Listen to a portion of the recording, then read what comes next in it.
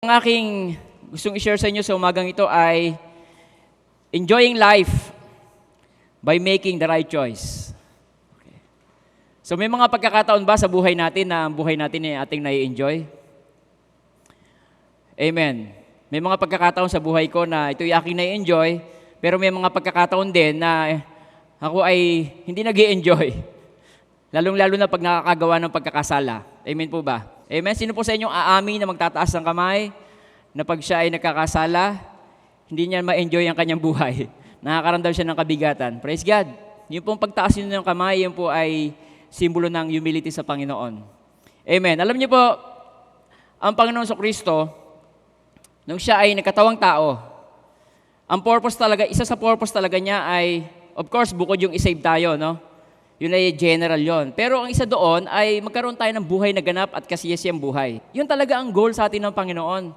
Katulad ng lagi kong sineshare, wala namang magulang na nangarap siya sa kanyang anak, nasasabihin niya, anak, gusto ko paglaki mo, maging adik ka. Anak, gusto ko paglaki mo, ikaw ay makulong. Magkaroon ka ng sakit na malala. Ikaw ay mapariwara. Wala namang ganong magulang.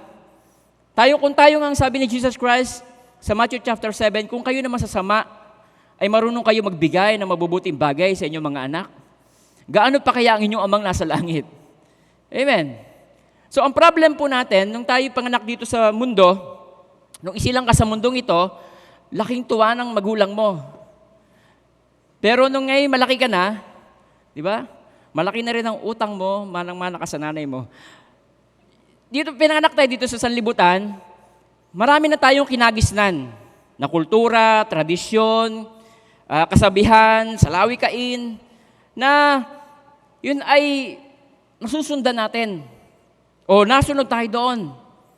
Na yun naman ay hindi base sa kalooban ng Panginoon, hindi base sa kanyang pamantayan. Amen po, mga kapatid. Kaya malimit, yun ay nagdudulot sa atin ng hindi magandang buhay. Halimbawa, pag tayo nagkakaroon ng New Year's celebration, meron na tayong kultura, ang Pilipinas ay meron ng tradisyon na bibili siya ng mga bilog-bilog, prutas, 12, pagkatapos meron pang paputok, gagastos siya ng libo-libo sa paputok, pagkatapos ang kanilang katwiran, sasabihin nila pampataboy daw ito ng malas. Pero kung titingnan naman ninyo ang nababalita natin sa TV, kung mga December 25, sisimula ang putukan hanggang January, makikita natin na marami nang dinadala sa ospital ng mga batang naputulan ng daliri, naputulan ng kamay, nasabugan ng mata, nasunugan ng bahay. So, nagtataboy ba ng malas yun o lalong nag-a-attract ng malas? Gagastos ng libo-libo para sa paputok. Ilang minuto lang, pum, wala na. Mas mabuti pa yung bata. Yung batang kumakanta, di ba? Sabi niya, kung tinapay sana, nabusog pa ako. So mayroon pang wisdom yung bata na kumanta na yon. Amen po. Pag nagsasaya, nagiinuman. So sa pagiinuman, nandiyan nagkakakursunadahan, nagkakatingin lamang, nagkakapikunan, nahasaksak, mag-a-abroad na sana, nagpadispedida, tapos nagkalasingan, o nakasaksak siya. Ang abroad niya hindi sa Saudi, hindi sa Middle East, kundi sa kulungan. Amen. So yung pangarap niya na magandang buhay, nasira. Dahil sa ating mga kinagis ng kultura dito sa atin. Pag piyesta, nakalulungkot, marami pa rin talagang Christian ng ganun. Hindi pa din buhay yung ayaw ng Panginoon. So natrain tayo na lagi natin sinusunod ang pita ng ating laman. Yung ating way of living, nakakasira sa ating katawan. Yung ating mga kinakain. Amen po. Ako po ay nagme-maintenance na. 48 years old, nagme-maintenance.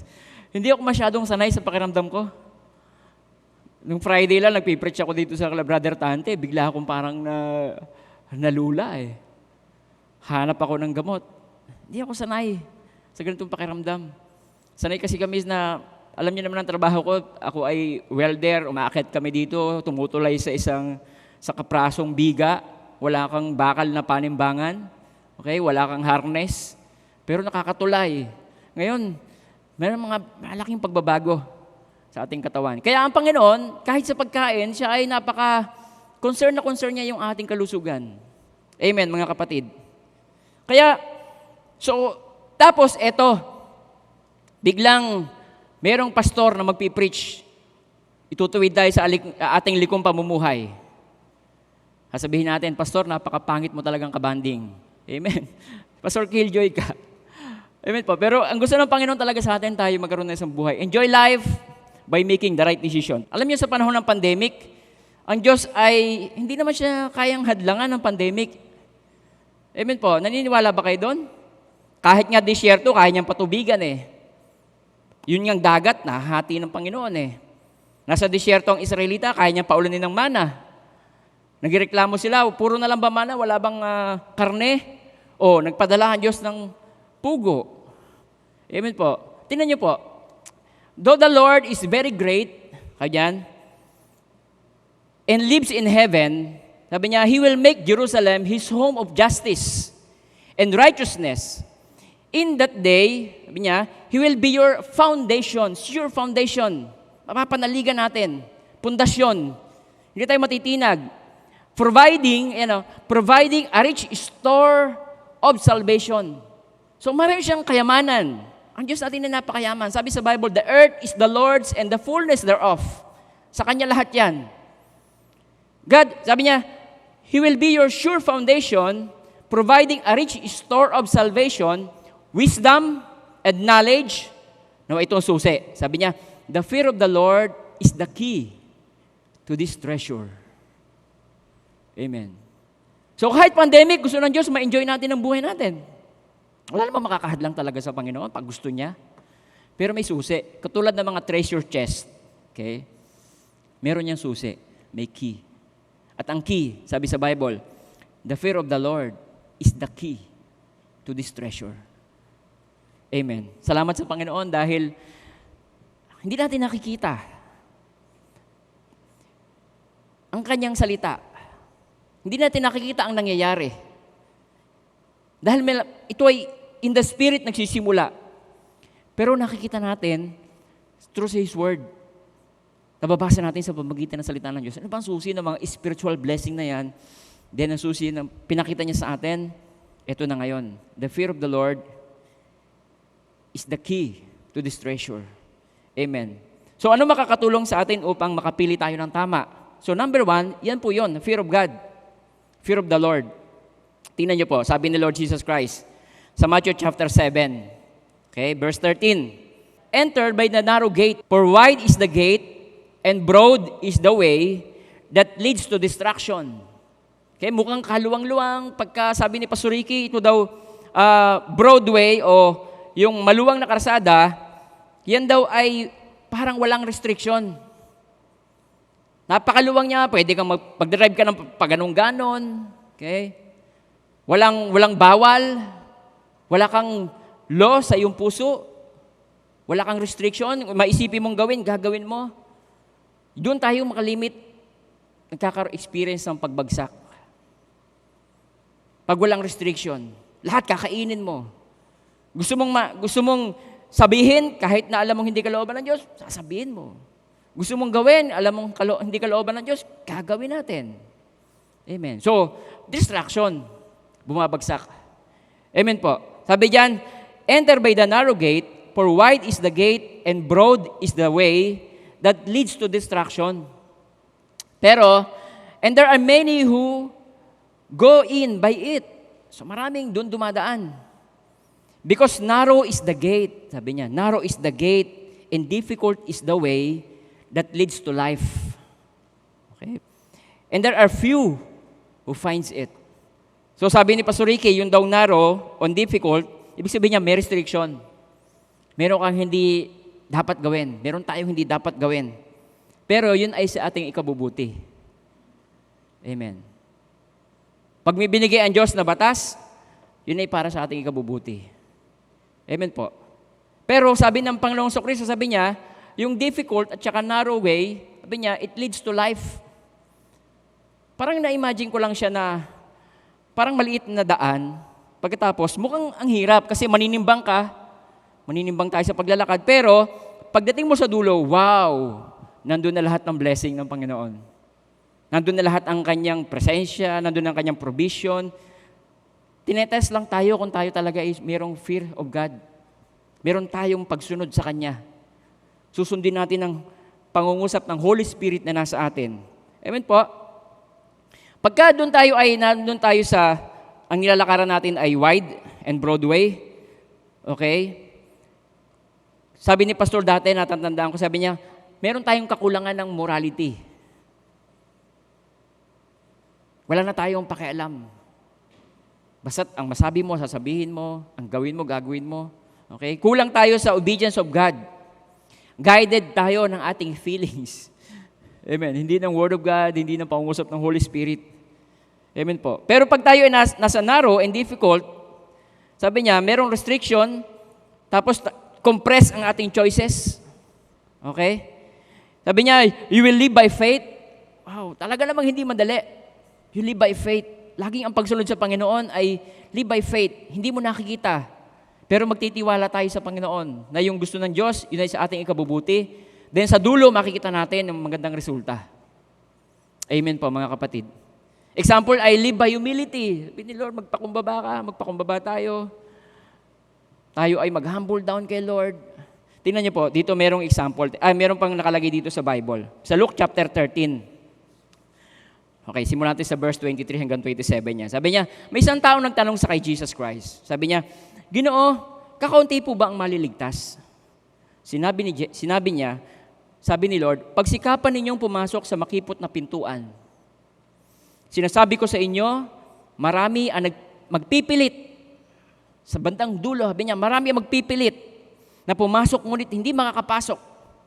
Kapag ang pinto'y naisara na ng puno ng sambahayan, magtitiis kayong nakatayo sa labas. At kakatok ng kakatok, sasabihin ninyo, Panginoon, papasukin niyo kami. Sasagutin niya kayo, hindi ko alam kung taga saan kayo. Sasabihin ninyo, kumain po kami at minom na kasama ninyo. So nakihalubilo sila kay Lord Jesus Christ noon. Nakipag-fellowship sila kay Jesus Christ. At nagturo pa kayo sa aming lansangan. Lord, remember, pumunta ka pa nga sa amin eh. Kumain pa nga kaming kasama ninyo. Sasabihin naman ng Panginoon, hindi ko alam kung taga saan kayo, lumayo kayo sa akin, kayong lahat na nagsisigawa ng masama. Amen.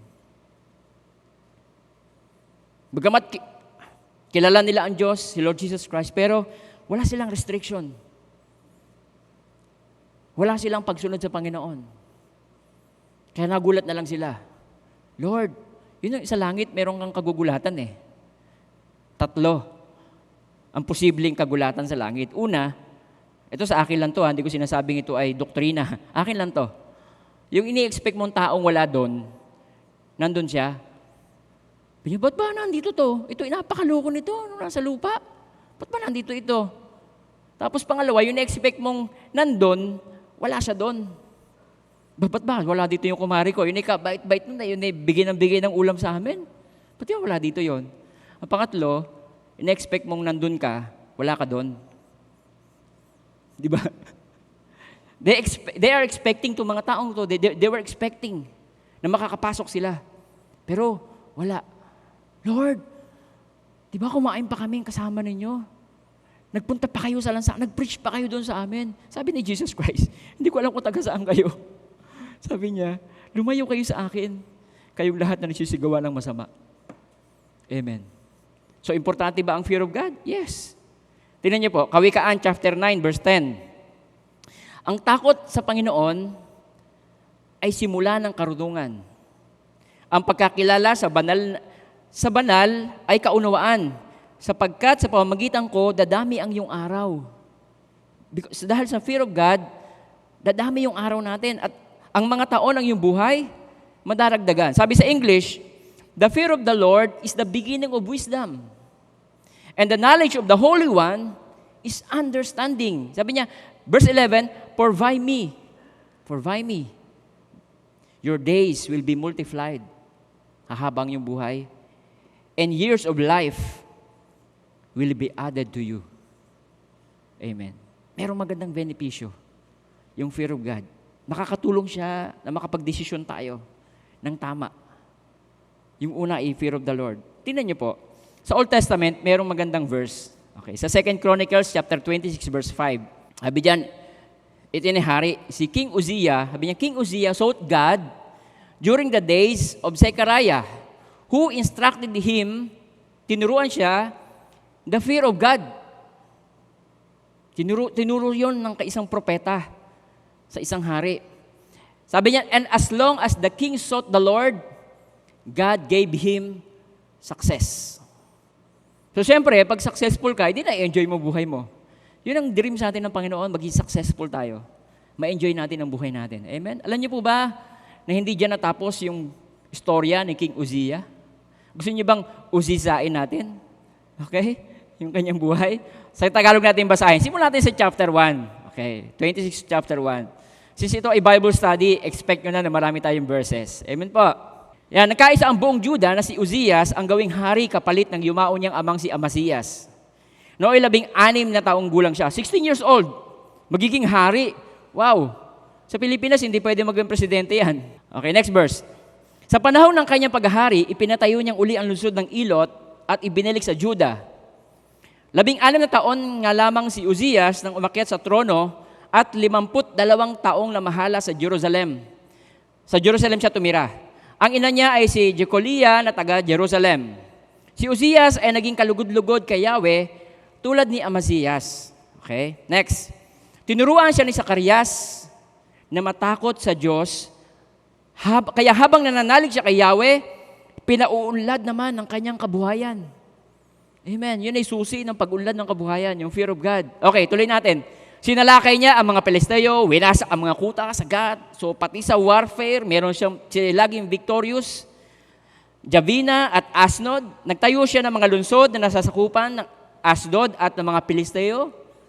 Tinulungan siya ng Diyos laban sa mga Pelisteo. So si Lord lagi nakaback up sa kanya.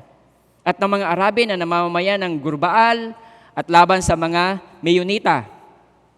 Nagbabayad sa kanya ng buwis ang mga Ammonites at nabantog sa hanggang Egypt ang kanyang kapangyarihan. So kumakalat na yung kanyang impluensya. Nagtayo rin siya ng mga kuta sa Jerusalem, isa sa pinto sa sulok, isa sa pintuan sa lambak, at isa sa kurusan ng Sion at ng Ophel.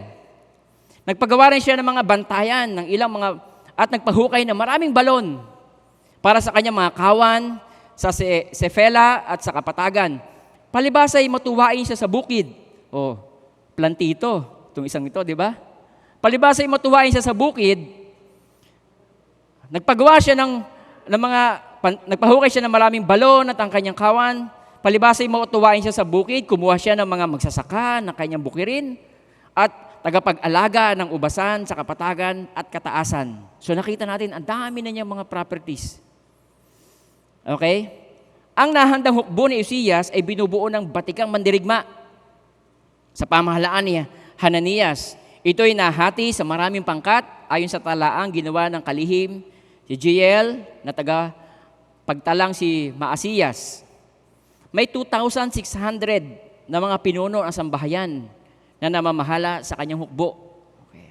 Ito ay binubuo ng 300,715 kawal. So ang dami. Magigiting na mandirigma, laging handang lumaban ng tanggol sa hari. Silang lahat ay binigyan ni Uzzias ng iba't ibang sandata tulad ng baluti, sibat, helmet, pana at tirador. Sa mga tore at mga panulukan ng Jerusalem, naglagay siya ng mga kasangkapang likha ng mga dalubhasa. Okay? May mga wisdom din yung kanyang mga tauhan para ipanghagi ng sibat at malalaking bato. So parang yung nakikita natin sa movie na malaking tirador. Di ba? Sa kanila nagsimula pala yung gano'n, yung invento na yon. Para ipanghagi ng sibat at malalaking bato, dahil sa taglay niyang katalinuhan, si Uzzias ay naging makapangyarihan. Ano pat bantog na bantog siya sa lahat ng lugar. Okay, eto na. Simula na. Nang si Uzzias ay naging makapangyarihan, naging palalo siya. Laging sinasabi sa atin ni Pastor Jesse, isa sa mahirap i-handle ng tao, yung success. Mas madaling i-handle ng tao ang failure. Kasi pag tayo ay nakaka-experience ng kahirapan, ang ating tendency, nag-humble down tayo kay Lord. Amen po ba? Pero pag eto na, hinumble down na tayo ng Diyos at tayo ay unti-unting itinataas niya. Nilagay ka niya sa posisyon. Okay, may posisyon ka na sa church, may posisyon ka sa company, ikaw lang ang pinakamayaman sa lugar ninyo. Okay? Meron laging tukso o tendency na tayo ay magpalalo. Nang si Uzzias ay maging makapangyarihan, naging palalo siya. Ito ang dahilan ng kanyang pagbagsak. Nilapastangan niya si Yahweh nang pumasok siya sa templo upang magsunog ng kamangyan sa dambana. Hindi naman siya ang authorized noon. Sinundan siya ng saserdote Azarias kasama ang 80 matatapang ding saserdote ni Yahweh. Okay. Nang makita siya, ay sinabi nila, Uzzias, hindi ka karapat dapat magsunog ng kamangyan para kay Yahweh. Tungkulin lamang ng mga saserdote at mga anak ni Aaron na itinilaga sa gayong gawain. Utang na loob, nagmamakaawa na. Lumabas kayo, nagkakasala kayo sa ginagawa ninyong yan. So dahil siya na ang authority, siya na makapangyarihan sa lahat, wala na siyang restriction. Wala na siyang fear of God. Ang gusto niyang gawin, gagawin niya. Balikan natin yung 18. Okay? Utang na loob, lumabas kayo, nagkakasala kayo sa ginagawa niyong yan, hindi kinalulugdan ni Yahweh ang ginagawa ninyo. Okay, next verse. Ang Haring Uzzias ay naggalit sa mga saserdote. So, pati yung pride. Ayaw na niya na may magko-correct. Amen po. Okay? May mga time, totoo naman talaga, ang mga misis, mas matatalino sa kanilang asawang lalaki. Okay kami doon. Di ba? Okay kami doon. Tulad ko, ako ay high school graduate, misis ko ay professional. Okay ako doon, na mas matalino talaga siya. Pero, pagdating sa batas ng Diyos, di ba? Yung misis magsasubmit sa kanyang mister. Pero pag si misis ay walang restriction sa kanyang sarili, lalong-lalo na wala siyang fear of God, para sundin ang sinasabi ng Diyos na mag-submit ka sa iyong asawa, makaka-experience ng pagbagsak. Amen po. Mas magtataka ka, bakit ang mister ko lagi na lang sa labas? Bakit ang mister ko gabi na lang uuwi pagka tutulog na kami? Amen. Matinda lang po kayo ng Zoom meeting. Ang Haring Uzzias ay nagalit sa mga saserdote sapagkat hawak na niya noon ng insenso. Ngunit nang sandaling yon ay nagkaroon siya ng ketong sa noo. Okay. Nang makita ni Azarias at ng mga saserdote ang nangyari kay Uzzias, pinalabas nila ito agad.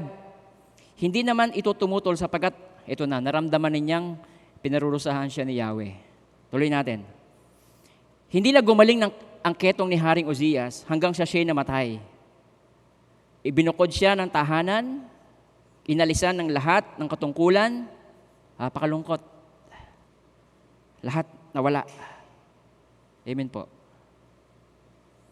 Inalisan ng lahat ng katungkulan at pinagbawalang pumasok sa bahay ni Yahweh. Ang anak niya si Joatam ang namahala sa palasyo at sa buong lupain.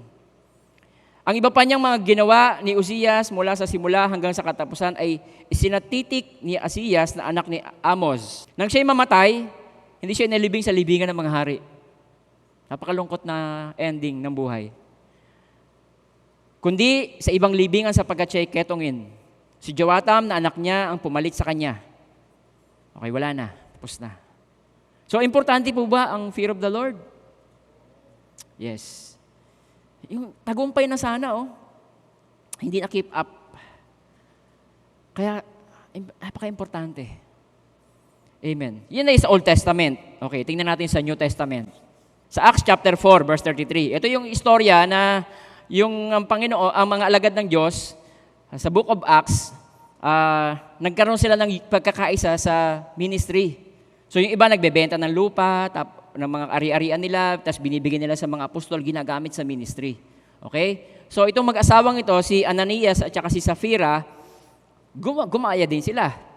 Pero itong si Safira, ang kanyang weakness ay Fira. Mahina siya sa Fira. Okay?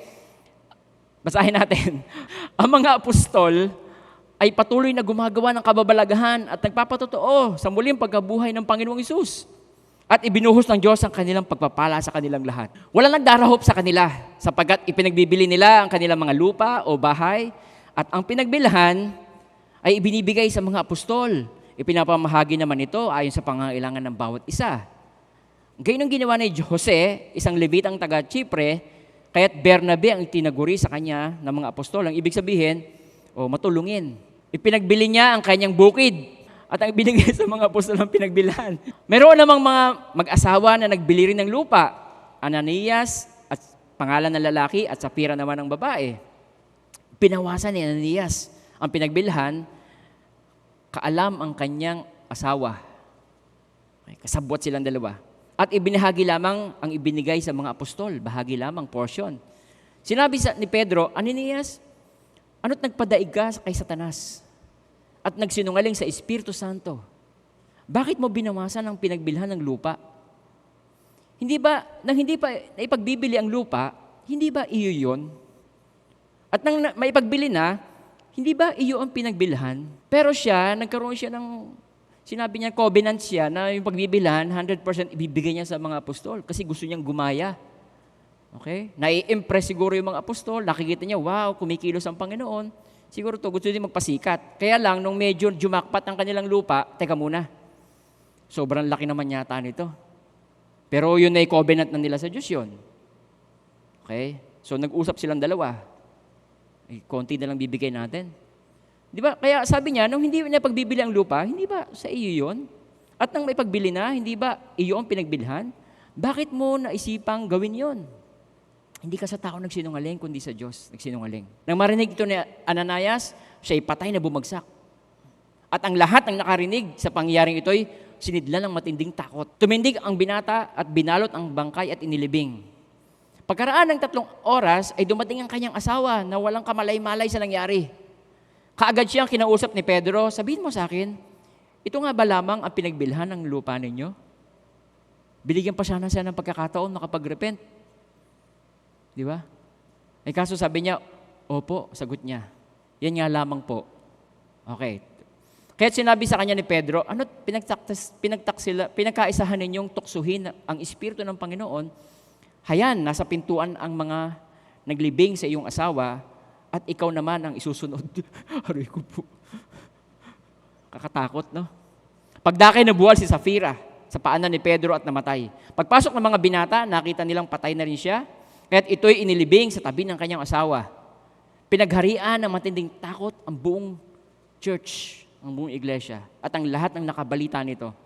Maraming kababalaghang ginawa ang mga apostol na pawang nasaksihan ng mga tao. Nagtitipon sa portiko ng Solomon ang lahat, ang sumasampalataya. Hindi nangahas na makisama sa kanila ang mga di sumasampalataya, gayon man, puring-puri sila ng mga ito. So, ibig sabihin, sa Old Testament at saka sa New Testament, napakahalaga ng fear of God.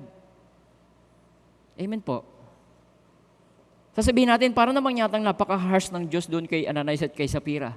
Alam nyo, remember that the church o yung iglesia na sinabi sa Bible is the body of Christ. Si Christ ang head. Kaya kung ano ang gagawin mo sa church, ginawa mo na yan kay Lord dahil yun ay kanyang katawan. Amen. Kaya kailangan maging maingat talaga tayo pagdating sa church. Hindi yung gusto mong magsabi ng negative sa church, magsasabi ka ng negative. Yun ay katawan ng Panginoon Kristo. Amen. Pwedeng magkaroon ka ng judgment sa iyong sarili. Amen po. Sa kabilang banda, kung mamalasakitan mo naman ng church, siyempre, ang Diyos mo tutuwa din naman doon. Ibi-bless naman. Yung mga nagmamalasakit sa Panginoon, sa time nila Peter, ibinbless naman sila ng Diyos. Dumadami naman ng mga dinadala ng Panginoon.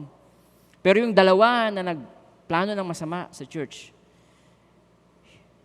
binawian kagad sila ng buhay. Kaya napaka-importante na kasama po ako doon, kailangan tayong maging maingat. Lalong-lalo na pagdating sa mga bagay na tungkol sa church. Amen po. Maging yung mga properties ng church, alagaan natin.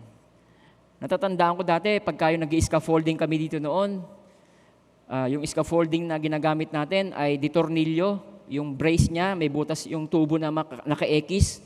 May butas yun, tapos yun ay para makapit mo siya sa pinaka-frame ng scaffolding, tiyotornilyohan mo yun para hindi mahugot at nang hindi malaglag yung mga...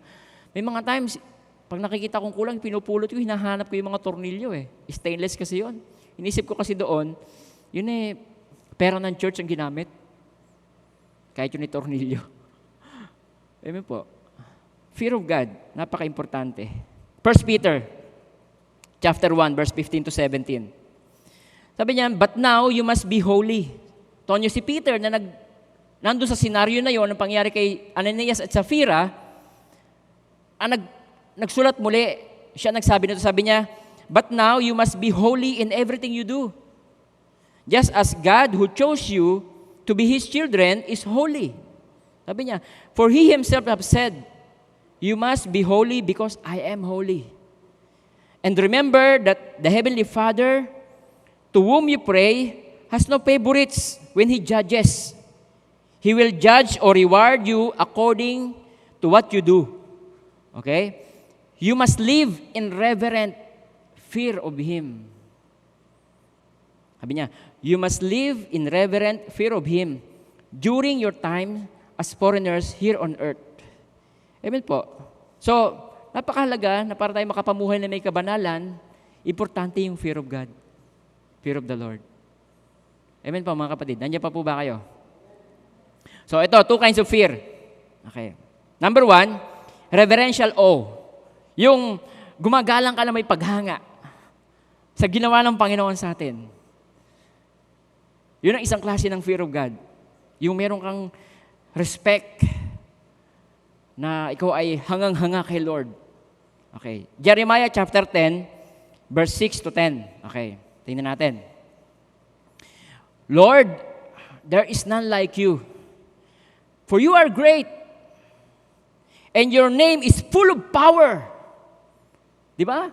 Sa pangalan ng Panginoon Jesus, yung demonyo, di ba? Lumalayas. Sabi ng mga lagad, Lord, grabe. Sabi niya, kahit ang mga demonyo sumusunod, pag inutusan namin sa pangalan ninyo. Amen. Di ba? There is power in the name of Jesus. Totoo yun. Marami na tayong experiences pagdating dyan. Power ng Panginoon, merong healing, may miracles, may deliverance.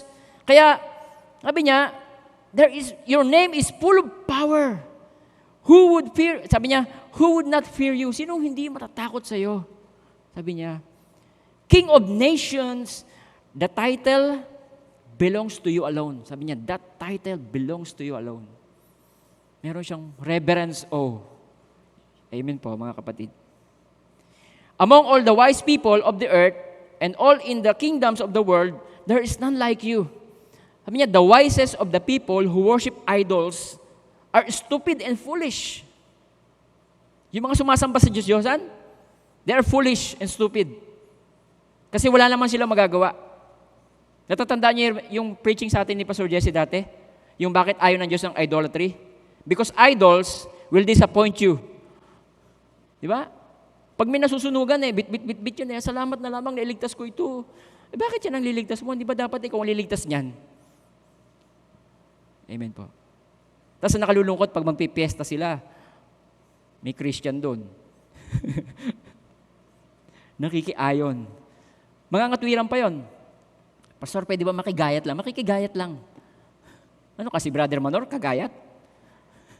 Makikigayat lang naman eh. Di ba? Mga ipangatwiran pa natin. Hindi naman po siguro makigayat. Makigayat. Sumibat ka na lang, punta ka na lang sa beach, mag-pray ka na lang doon, enjoy mo yung nature, i-worship mo si Lord sa nature, di ba? Na-bless pa. Na-bless pa ang Panginoon sa buhay natin.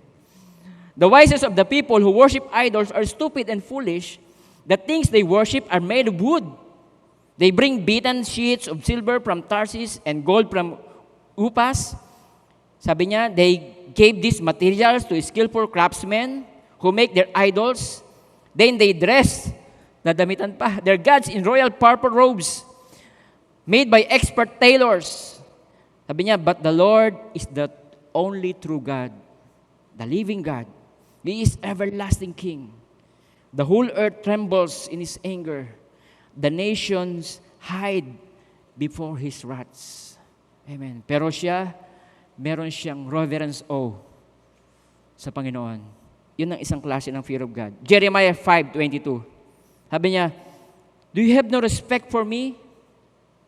Why do you not tremble in my presence? Sabi ni Lord. Sabi niya, I, the Lord, am the one who defines the ocean's sandy shoreline and everlasting boundary that the waters cannot cross. So ako naglagay ng boundary ng dagat. Imagine, di ba, ang earth natin ay 75% tubig, 25% lang ang lupa. Pero bakit pagka bumabagyo, hindi pa rin masakop ng buong dagat ang buong mundo? Yun ang kapangyarihan ng Panginoon. Naglagay siya ng boundary. Walang magawa ang bagyo. Pag nag-set ang Diyos ng boundary sa buhay mo, hindi ka kayang anuhin ang kaaway ng Diyos. Amen. Reverend O, powerful God. His name is powerful. Amen. The waves may toss and roar, but they can never pass the bounds I set, sabi ni Lord. But my people have stubborn and rebellious heart, sabi niya. They have turned against me and have chosen to practice idolatry. Sumasamba pa rin sila sa Diyos-Diyusan. Sa panahon natin ngayon, pwedeng ito ay ikaw mismo, Diyos mo ang sarili mo, o material things, o yung opinion mo, ang iyong Diyos. Amen po. Hindi nila sinasabi sa puso nila na, tayo ay mamuhay na may paggalang sa Panginoon. Our God, for He gives us rain each spring and fall. Wala silang pasasalamat sa ginagawa ng Diyos sa buhay nila. Ang Diyos na nag-bless, sa iba ibinibigay ang glory. Amen po. Ang Diyos na nag-provide, pero mas malaki ang gastos sila sa SM. Pagdating sa tithing, issue pa yung kung net or gross. Amen po. Sabi niya, let us live in the awe of the Lord our God, for He give us rain each spring and fall, assuring us of plentiful harvest. Verse 25, your wickedness, tingnan niyo po remember this, tayong lahat. Remember this, your wickedness has deprived you of these wonderful blessings. Yung kasamaan, ang magdi-deprive o mapagdadamutan ka ng mga blessing ng Panginoon. Your sins has robbed you of all these good things. Kaya pala may mga time hindi natin ma-enjoy ang buhay natin because of us. Because of our sins. Amen po. Because of wickedness. Sabi ng Bible, your wickedness has available ang blessing Your wickedness has deprived you of these wonderful blessings. Your sins has robbed you all these good things. Amen, mga kapatid. Thank you, Lord.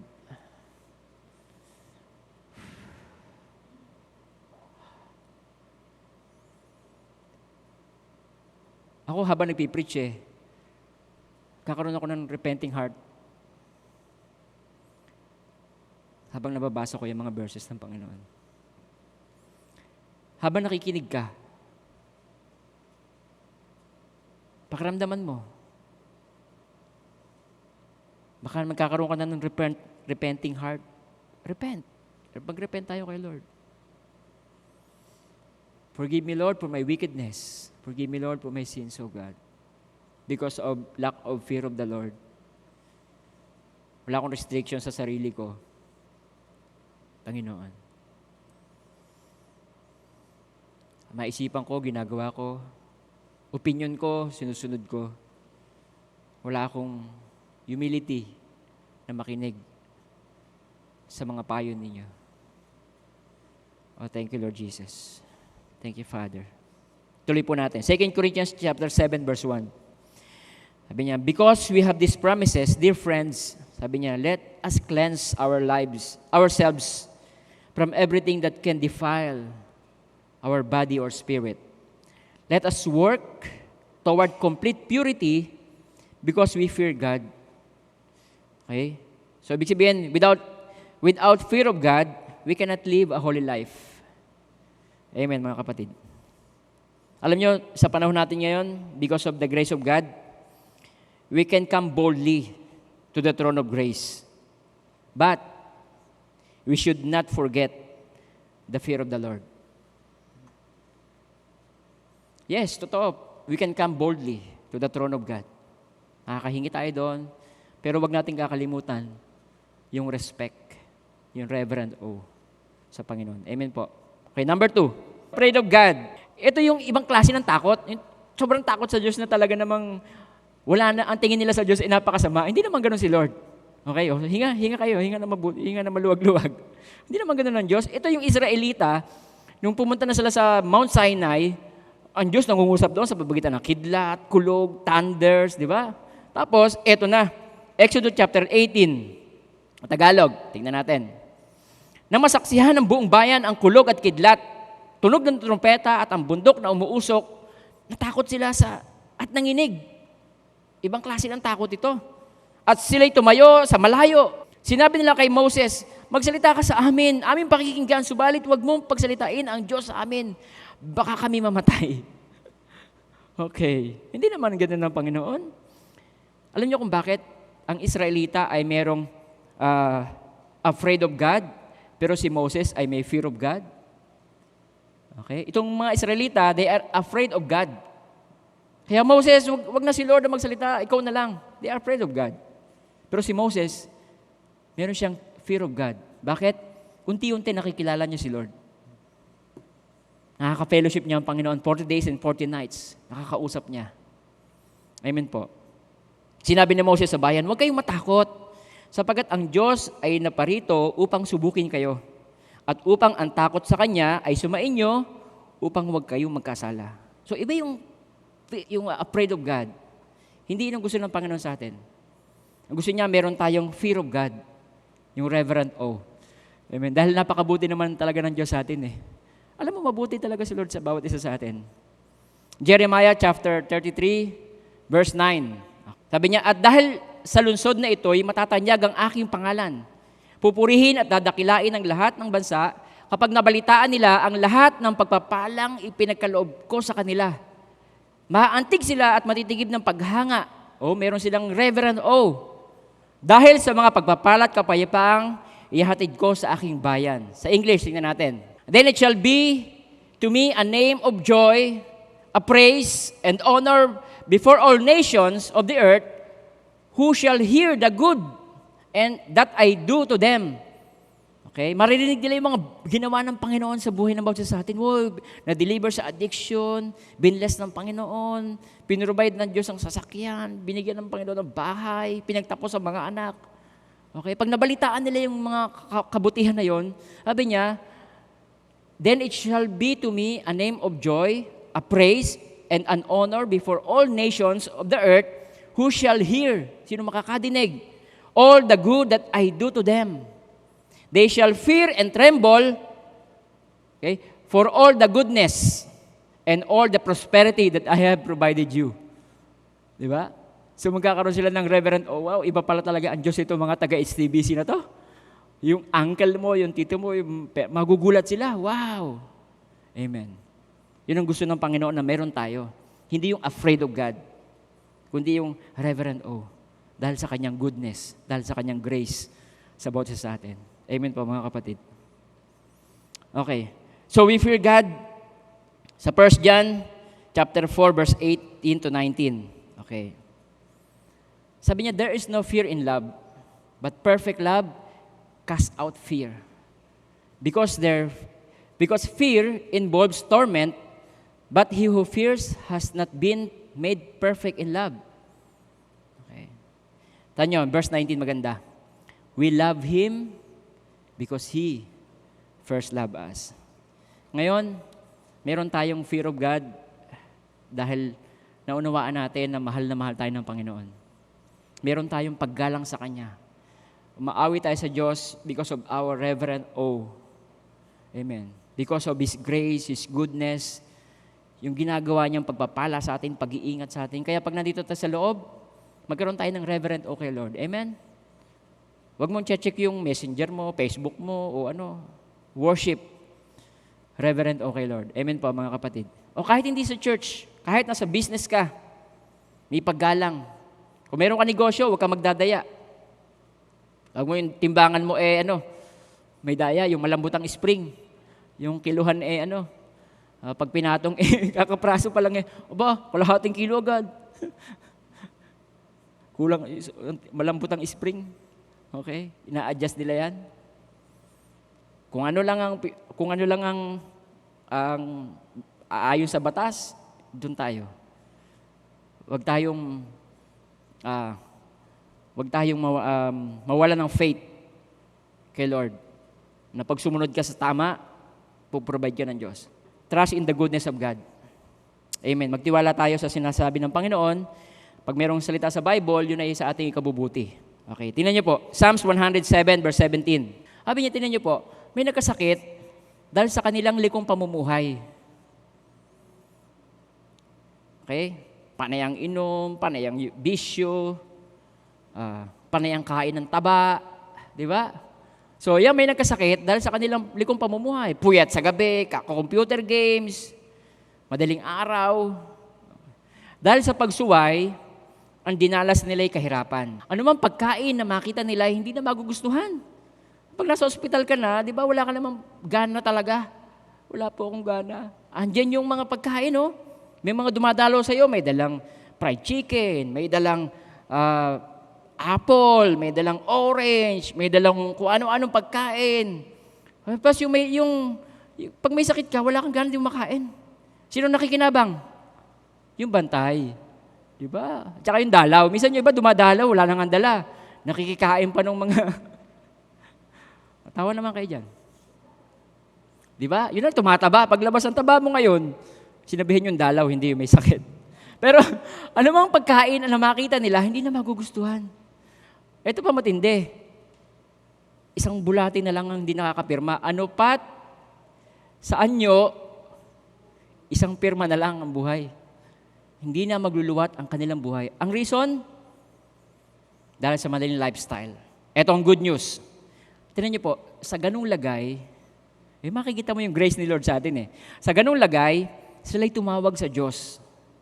Okay? Tinulungan sila sa kahirapan at sila'y tinubos. Next verse. Tingnan niyo, yung words ng Panginoon na dapat ito ay napapakinabangan natin. Pag inisip natin na pag nagsaba Diyos ang nagsalita, yun ay sa aking kabubuti. Sabi niya, sa salita lamang na kanyang pahatid, sila ay gumaling. At naligtas sila sa kahapamakang sana ay darating. Imagine kung gaano kahalaga ang Word of God. Naligtas sila sa kapahamakang sana ay darating. So mayroon pa sanang darating na kapahamakan, pero dahil sumunod ka sa salita ng Diyos, nagtiwala ka na yung sinasabi ng Panginoon ay sa ikabubuti natin, hindi na dumating. Amen po. Kaya ganun ka-importante. Trust in the goodness of God. Pag meron tayong Word of God na nadidinig, magtiwala tayo. Na yun ay para sa ikabubuti natin. Amen po. Kaya pag sinabi ng Panginoon, magpatawad ka, sa ikabubuti natin yun. Gagaan ang buhay. Pag sinabi ng Panginoon na ikaw ay magpakumbaba, ikabubuti natin. Pag sinabi ng Panginoon na mag-tithes, sa ikabubuti natin yun.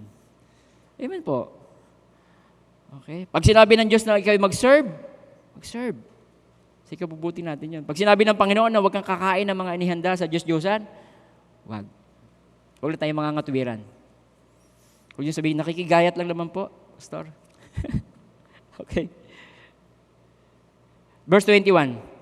Kaya dapat namang sa Panginoon Diyos ay magpasalamat dahil sa pag-ibig at kahanga-hanga niyang pagliligtas. Dapat ding dumulog, dala ang handog ng pasasalamat. So after tayo i-deliver ng Diyos, napakahalaga yung meron tayong puso mapagpasalamat sa Kanya. Amen. Lahat ng ginawa niya, ibalita, umawit na may galak. Okay. Kawikaan, chapter 10, verse 17, sabi niyan, ang nakikinig ng payo ay sa daan ng buhay. Ngunit ang ayaw duminig ay tungo sa pagkaligaw. Okay. Dito na tayo magtatapos. Psalms 91, verse 14 to 16. Sabi niya, tingnan niyo po. Ito. Pag pinagtiwala natin sa Diyos ang buhay natin, because He has set His love upon me, therefore, I will deliver Him, I will set Him on high, because He has known my name. He shall call upon me, and I answer Him. I will be with Him in trouble. I will deliver him and honor him. Sabi niya, yung verse 16, with long life, I will satisfy him. Ani mo mahabang buhay, lagi ka namang dusa. Di ba? Ano mo mahabang buhay, puro ka naman dusa. Dahil tiwala natin sa sarili natin. Pero pag sa Diyos tayo nagtiwala, sabi niya, with long life, I will satisfy Him. Mabuhay ka hanggang gusto mo. Di ba? Happy birthday, mabuhay ka hanggang gusto mo. Sabihin, satisfied ka sa buhay mo. Yung satisfaction na yon, sa Diyos natin makikita. Amen po. O, may time pa tayo, basahin natin yung buong chapter ng Psalms 91. Tignan niyo po, He who dwells yung nag-i-stay. Okay. Doon na mamahinga. He who dwells in the secret place of the Most High, okay, shall abide under the shadow of the Almighty. So, nandun ka sa kanyang kalinga. Okay, next. I will say to the Lord, He is my refuge and my fortress, my God, in Him I will trust. Surely, not maybe, surely, He will deliver you from the snare of the fowler and from the perilous pestilence. Okay? May mga COVID. Okay. Ingatan tayo ng Diyos. He shall cover you with His feathers, and under His wings you shall take refuge. His truth shall be your shield and buckler. You shall not be afraid of the terror by night, nor the arrow that flies by day, nor the pestilence that walks in darkness, yung mga hindi natin nakikita. Pagdadamo sa isang lugar, may mga pestilence doon, hindi tayo maano. Nor of the destruction that lays waste on noonday. 1,000 may fall at your side, and 10,000 at your right hand. Sabi ng Panginoon, but it shall not come near you. Only with your eyes shall look and see the reward of the wicked. Because you have made the Lord, who is my refuge, even the Most High, your dwelling place, no evil shall befall you, nor shall any plague come near your dwelling. Amen. For He shall give His angels charge over you. Yung mga angels yun na magtataboy ng mga plagues, to keep you in all your ways. In their hands they shall bear you up, lest you dash your foot against a stone. You shall tread upon the lion and the cobra, the young lions and the serpent you shall trample underfoot. Because He has made His love upon me, therefore I will deliver him. I will set him on high, because he has known my name. Meron siyang reverence, kay Lord. He shall call upon me, and I will answer him, and I will be with him in trouble. I will deliver him and honor him. With long life, I will satisfy him and show him my salvation. Thank you, Lord, for your mercy, for your grace, Lord, sa bawat isa po sa amin. Salamat po sa paalala, Panginoon. Hindi niyo po kalooban na kami mamuhay na hindi namin na-enjoy ang aming buhay. Kaya po ay pinalalahanan niyo kami ngayong umagang ito, Lord, na ikaw ang aming isik. Once again, Lord, your presence, ang aming kauhawan, Panginoon, hindi po material things, hindi po satisfaction ng flesh, O God, na nagdudulot po sa amin ng kaguluhan, nagdudulot sa amin ng kalungkutan, matapos po namin magawa, Panginoon. Father God, I pray na patuloy po maging buhay po sa amin, Lord, yung fear of God, reverent awe sa iyong kabutihan sa buhay namin. Nawa your goodness will continually lead us, Lord, to repentance. Thank you, Father. I pray na ang worship service po namin ngayon, ingatan niyo po yung mga tao na pupunta ngayon, cover us with the blood of Jesus. At tulad ng sinabi mo kanina, Lord, no plagues will come near us. No plagues will come in this church, O God. Panginoon, kung saan ka wino-worship. Instead, we'll charge your angels over us, Lord, upang itaboy anumang gawa ng diablo, Panginoon, sa buhay namin. And Lord, sa umaga pong ito, we pray for your manifest presence, O God, na experience po namin throughout this worship service, Lord. Hindi lamang po sa worship service namin, kundi po, Panginoon, sa buhay namin, sa family namin, O God. At patuloy niyo po kaming i-lead, Lord, kahit po yung aming mga anak. I-deliver niyo po sila, Panginoon, sa mga idols, computer games. O God, kahit po yung mga tao, Lord, na nagiging idol ng mga tao ngayon, deliver us, Lord God, I pray. And Lord, napatuloy namin yung isik ay ikaw, Panginoon, na truly nagpo-provide ng aming pangangailangan. Thank you, Father. We give you praise, Lord, in Jesus' name. Amen. Amen.